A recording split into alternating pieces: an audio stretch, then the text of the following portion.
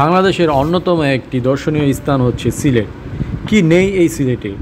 এখানে রয়েছে বিশাল বড় বড় পাহাড়, আঁকাবাঁকা নদী এবং রয়েছে সবুজে ঘেরা চা বাগান, যা প্রতি বছরই বিভিন্ন দর্শকদের দৃষ্টি আকর্ষণ করে। বাংলাদেশ থেকে প্রায় লক্ষ লক্ষ মানুষ প্রতি বছর সিলেটে ঘুরতে যায়। তো আমরাও 3 বন্ধু একদিন মিলে ঠিক করলাম যে আমরা সিলেট যাব এবং সিলেটের দৃষ্টিনন্দন জায়গাগুলো ঘুরে দেখব। আমাদের স্পটগুলো ছিল চা বাগান, সাদা পাথর এবং রাতারগুল। আমরা এই 3টি স্পটে ঘুরে বেড়াই এবং সিলেটের সৌন্দর্য নিজ চোখে দেখে আসি। আমরা ঢাকা টু সিলেট একটি নন এসি বাসে উঠে পড়ি। জনপ্রতি ভাড়া ছিল 650 টাকা।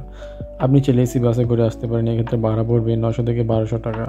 আমাদের মাত্র 7 ঘন্টা লাগে। আমরা 7 ঘন্টায় সিলেটে পৌঁছে যাই এবং আম্বারখানা থেকে একটি সিএনজি ভাড়া করি আমাদের চা বাগানের উদ্দেশ্যে।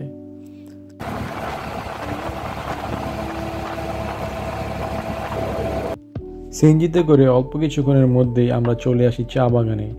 আমাদের সিএনজি 3টা স্পটে নিয়ে যাবে।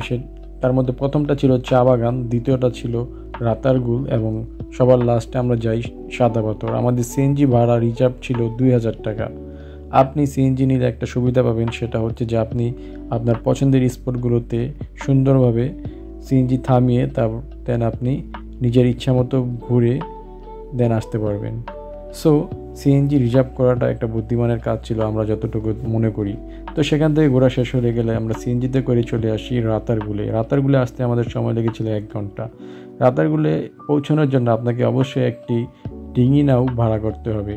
তো এই ডিঙি নাও আপনাকে মাঝি চালিয়ে যাবে, কিন্তু আমাদের ফ্রেন্ড পাবেল সে একটু মজা করে চালাচ্ছিল আর আমি ভিডিও করতেছিলাম। দেন আমরা সেই ডিঙি নাওয়ে করে রাতারগুলের উদ্দেশ্যে রওনা দিই। রাতারগুলে যাওয়ার সময় আশেপাশে অনেক গাছ ছিল এবং আমরা যখন যাই সেই সময় পানি কিছুটা কম ছিল। বাট আপনি যখন রাতারগুল ভ্রমণ করবেন তখন অবশ্যই বর্ষাকালে আসবেন, কারণ বর্ষাকালে রাতারগুলের সৌন্দর্য অনেক বেশি বৃদ্ধি পায়। সো বর্ষাকালে আসাটা হবে বুদ্ধিমানের কাজ।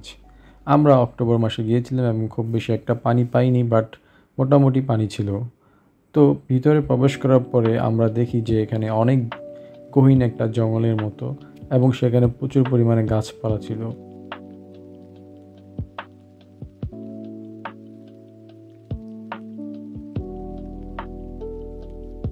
রাতারগুল বাংলাদেশের সবথেকে বড় সোয়াম্প ফরেস্ট।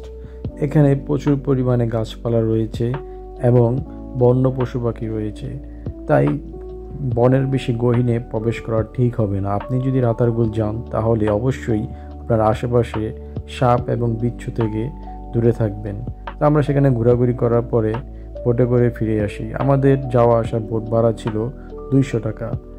অবশেষে আমরা সেখান থেকে ফেরত আসি এবং সিএনজিতে করে রওনা দিই আমাদের সাদা পাথরের উদ্দেশ্যে। রাতারগুল থেকে সাদা পাথর আসতে আমাদের সময় লেগেছিল মাত্র 1 ঘন্টা। এখানে এসে দেখি যে এখান থেকে একটি ট্রলার ভাড়া করে তারপর সাদা পাথর যেতে হয়। তো আমরা ট্রলার ভাড়া করে নেই। ট্রলারটি জনপ্রতি 100 টাকা করে নিয়েছিল। তো আমরা 3 জন 300 টাকা দিয়ে ট্রলারে উঠে যাই এবং সাদা পাথরের উদ্দেশ্যে রওনা দিই। অল্প কিছুক্ষণের মধ্যে আমরা পৌঁছে যাই সাদা পাথরের মেইন স্পটে। মেঘালয়ের পাহাড় থেকে ঝর্ণার মাধ্যমে নেমে আসা পানিগুলো একটি নদের সৃষ্টি করেছে এবং সেই নদের নাম হচ্ছে ধলাই নদ। এই ধলাই নদের পানি এতটাই স্বচ্ছ যে পানিগুলো মিনারেল ওয়াটারের মতো লাগে। আপনি যদি এটা একটি বোতলের মধ্যে রাখেন তাহলে সেটা মিনারেল ওয়াটারের থেকে কোনো অংশে কম হবে না। সো এত সুন্দর পানি পেয়ে সেখানকার পর্যটকরা নিজেদেরকে আর আটকে রাখতে পারে না, প্রত্যেকে গোসল করার জন্য নেমে যায়। বন্ধুরা, আপনারা চাইলে সিলেট শহর থেকে বাসে করেও আসতে পারবেন। এক্ষেত্রে বাস ভাড়া পড়বে 130 থেকে 150 টাকা।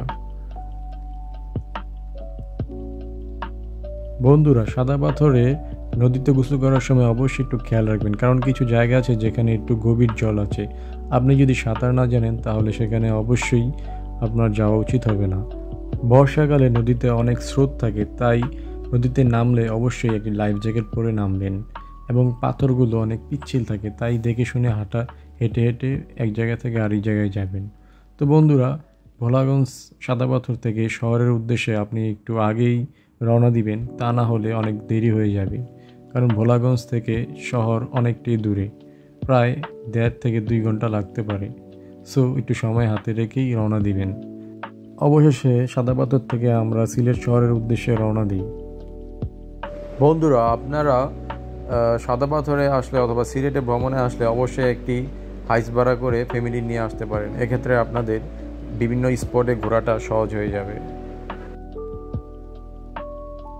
তো এই ছিল আমাদের একদিনের সিলেট ট্যুর। এই একদিনে আমরা চা বাগান, রাতারগুল এবং সাদাপাথর ঘুরে আসি এবং সন্ধ্যা হওয়ার আগেই সিলেট শহরে পৌঁছে যাই। ঢাকা টু সিলেট এই ভ্রমণে আমাদের জনপ্রতি খরচ পড়েছিল 2500 টাকা। বন্ধুরা, আশা করছি ভিডিওটি ভালো লেগেছে। আমাদের ভ্রমণে অনুপ্রেরণা দেওয়ার জন্য আপনি অবশ্যই আমাদের চ্যানেলটিতে সাবস্ক্রাইব করে রাখুন। ধন্যবাদ।